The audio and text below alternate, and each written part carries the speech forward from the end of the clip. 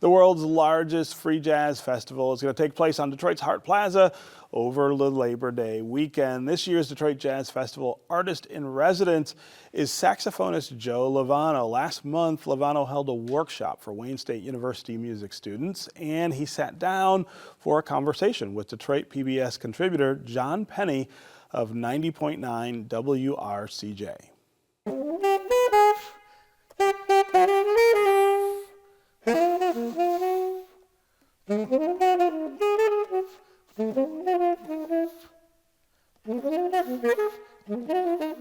I'm here today with the artist in residence for the 47th annual Detroit Jazz Festival. Joe Lovano, it's a pleasure and an honor to be here with you.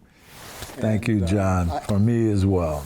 Joe grew up in Cleveland in a very musical family, father being Big T, Tony, who played the saxophone, and his brothers, I guess, were also musicians. You picked up a saxophone when you were 6. It was an alto. You had to grow into the tenor. And your first teacher was your father. And one of my favorite stories that you told once was how you were one day practicing scales, and your father came in and said, "Play them like they're melodies." This one day I'm playing, I'm going up and down the horn. You know, it's like an exercise. Right. And he's listening, and he was upstairs. He wasn't giving me a lesson at the time. I was in the basement practicing. He comes down with his horn, and he said, "Oh yeah, Joey, yeah." Mm-hmm. And then he took a major scale, and he just played bo bo boo doo doo doo doo doo doo doo doo doo dee da da da doo doo doo. He made it sound like a song. The same notes of the same sequence that I was running around the horn, you know? And man, that changed everything. And then he just split.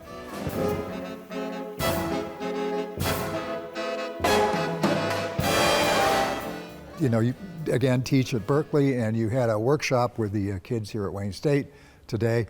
What do you want them to take away from this workshop? Well, I just like to stress all the time about living in the library, the sounds and spirits of the masters on every instrument, no matter what your instrument is. Anyway, the more you do that, standing next to you know where people are from, who they came up with, how old they were on a certain record you love, or whatever, you know.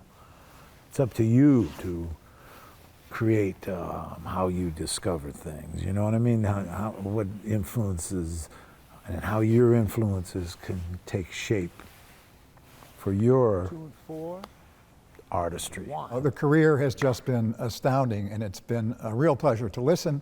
And you have really deep roots in Detroit.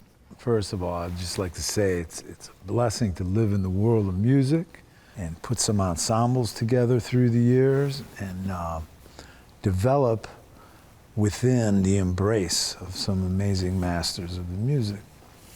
And quite a few of them were Detroit masters.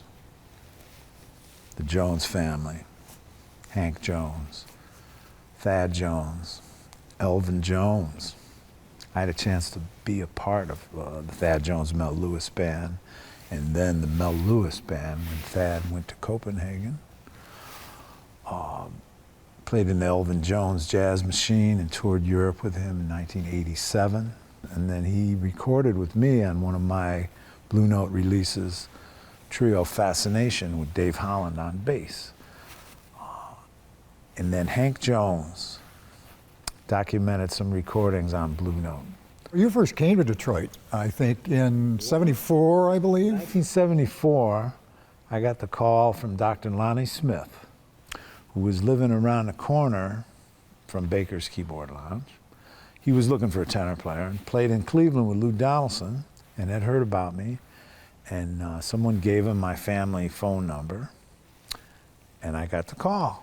So I flew to Detroit and started to play with him, and that led to a lot of everything. Jason Moran talked about a particular Detroit sound. He described it as like the Detroit bounce. What is it? Is there a Detroit feeling? The way I heard everything was through, it was a real like feeling in the beat and the harmony and the execution of ideas that were personal. There was a certain sweetness in the way Cats played. Also, it wasn't like an aggressive kind of approach.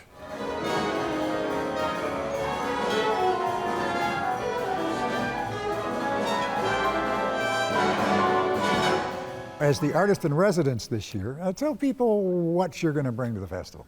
I'm going to present my current quartet called the Paramount Quartet with Julian Lage on guitar, brilliant young guitarist, Asante Santi Dubriano on bass, who played a lot with Archie Shepp and Randy Weston and others, and Will Calhoun on drums, who's an amazing, explosive, beautiful musician.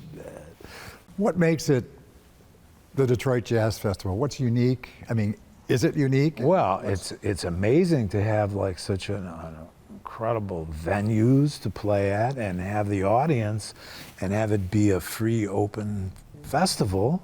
It's one of the most beautiful opportunities for all of us that are on tour all the time to see each other and hear each other and feel the beautiful space and the audiences here in Detroit that are so hip because of the history of the music here.